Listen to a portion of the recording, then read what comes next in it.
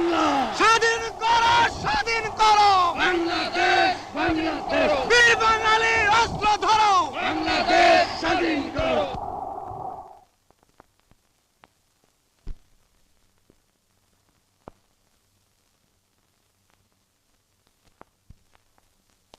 স্বাধীন বাংলার জাতির পিতা, স্বাধীন বাংলার জাতির পিতা মুজিবের পথ ধরো। মুজিব ভাই এসে গেছেন, তাকে আপনারা স্লোগান দিয়ে অভিবাদন দেন।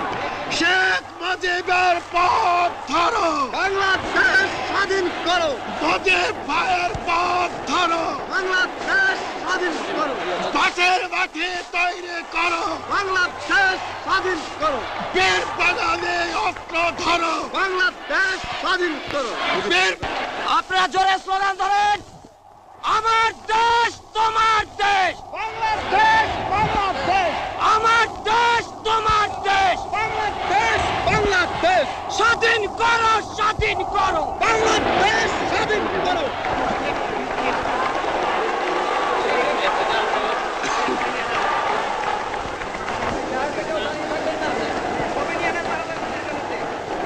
ভাইরা আমার, আজ দুঃখ ভারাক্রান্ত মন নিয়ে আপনাদের সামনে হাজির হয়েছি। আপনারা সবই জানেন এবং বোঝেন আমরা আমাদের জীবন দিয়ে চেষ্টা করেছি, কিন্তু দুঃখের বিষয় আজ ঢাকা, চট্টগ্রাম, খুলনা, রাজশাহী, রংপুরে আমার ভাইয়ের রক্তে রাজপথ রঞ্জিত হয়েছে। আজ বাংলার মানুষ মুক্তি চায়, বাংলার মানুষ বাঁচতে চায়, বাংলার মানুষ তারা আজ তার অধিকার চায়। কিন্তু দুঃখের বিষয়, আজ দুঃখের সঙ্গে বলতে হয় 23 বছরের করুণ ইতিহাস, বাংলার অত্যাচারের, বাংলার মানুষের রক্তের ইতিহাস, 23 বছরের ইতিহাস, মুমূর্ষ নরনারীর আর্তনাদের ইতিহাস, বাংলার ইতিহাস, এদেশের মানুষের রক্ত দিয়ে রাজপথ রঞ্জিত করার ইতিহাস। 1952 সালে রক্ত দিয়েছি, 1954 সালে নির্বাচনে জয়লাভ করেও আমরা গদিতে বসতে পারি নাই। 1958 সালে আইয়ুব খান মার্শাল ল জারি করে 10 বছর পর্যন্ত আমাদের গোলাম করে রেখেছে। 1967 সালে 6 দফার আন্দোলনে 7ই জুনে আমার ছেলেদের গুলি করে হত্যা করা হয়েছে। 1969 আন্দোলনে আইয়ুব খানের পতন হওয়ার পরে যখন ইয়াহিয়া খান সাহেব সরকার নিলেন, তিনি বললেন দেশে শাসনতন্ত্র দেবেন, গণতন্ত্র দেবেন, আমরা মেনে নিলাম। তারপরে অনেক ইতিহাস হয়ে গেল, নির্বাচন হলো। আপনারা জানেন দোষ কি আমাদের? আজকে আমি প্রেসিডেন্ট ইয়াহিয়া খান সাহেবের সঙ্গে দেখা করেছি, আপনারা জানেন, আলাপ আলোচনা করেছি। আমি শুধু বাংলার নয়, পাকিস্তানের মেজরিটি পার্টির নেতা হিসাবে তাকে অনুরোধ করলাম 15ই ফেব্রুয়ারি তারিখে আপনি জাতীয় পরিষদের অধিবেশন দেন। তিনি আমার কথা রাখলেন না, তিনি রাখলেন ভুট্টো সাহেবের কথা। তিনি বললেন প্রথম সপ্তাহে মার্চ মাসে হবে, তিনি মানে নিলেন। আমরা বললাম ঠিক আছে, আমরা অ্যাসেম্বলিতে বসবো, আমরা আলোচনা করব।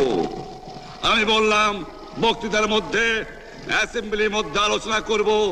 এমনকি আমি এ পর্যন্ত বললাম যদি কেউ ন্যায্য কথা বলে, আমরা সংখ্যায় বেশি হলেও একজন যদিও সে হয়, তার ন্যায্য কথা আমরা মেনে নেব।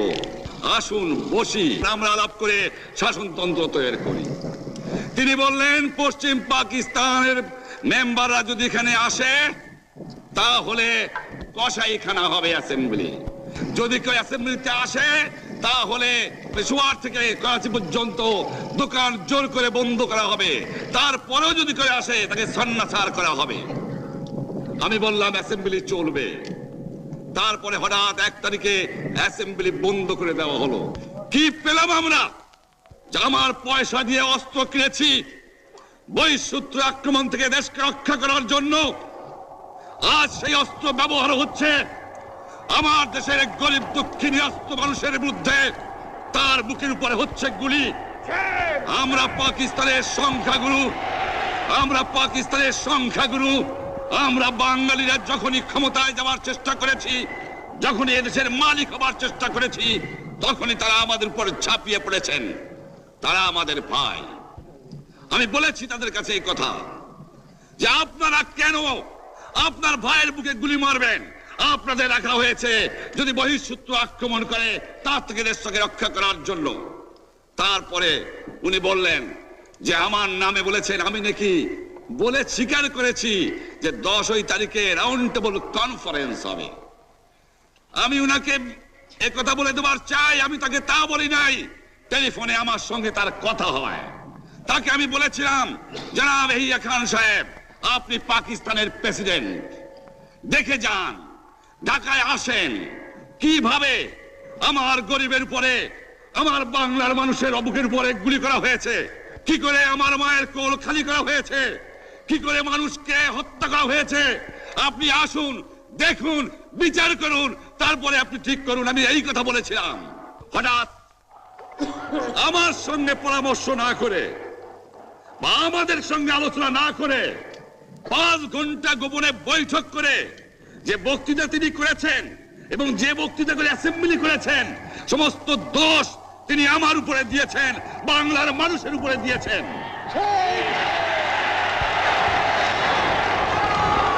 আমি পরিষ্কার মিটিংয়ে বলেছি যে এবারের সংগ্রাম আমার মুক্তির সংগ্রাম, এবারের সংগ্রাম স্বাধীনতার সংগ্রাম।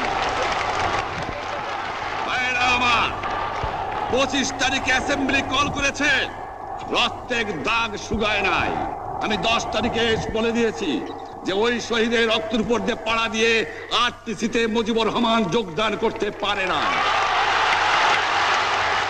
অ্যাসেম্বলি কল করেছেন, আমার দাবি মানতে হবে। প্রথম,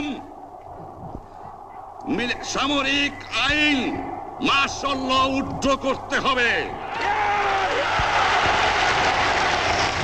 সমস্ত সামরিক বাহিনীর লোকদের ব্যারাকে ফেরত দিতে হবে। যেভাবে হত্যা করা হয়েছে তার তদন্ত করতে হবে। আর জনগণের প্রতিনিধির কাছে ক্ষমতা হস্তান্তর করতে হবে।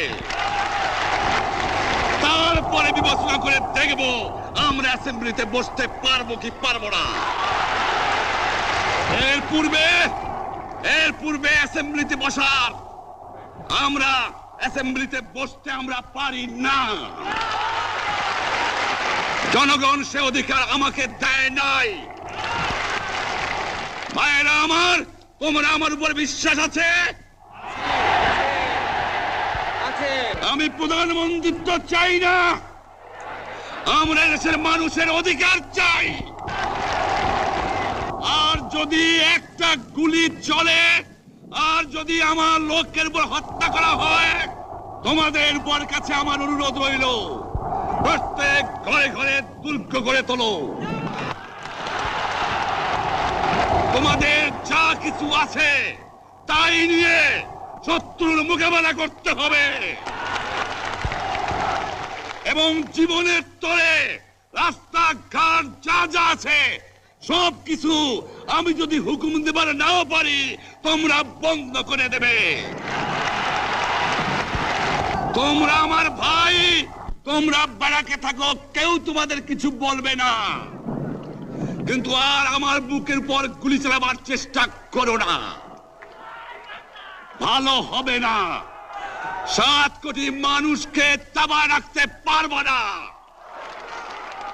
আমরা যখন মরতে শিখেছি তখন কেউ আমাদের দবাতে পারবে না। যে পর্যন্ত আমার এই দেশের মুক্তি না হবে, খাজনা ট্যাক্স বন্ধ করে দেওয়া হলো, কেউ দেবে না। তবে অনুরোধ করছি, আপনারা আমাদের ভাই, আপনারা দেশকে একেবারে জাহান্নামে ধ্বংস করে দিয়েন না। জীবনে আর কোনোদিন আপনাদের মুখ দেখা দেখি হবে না।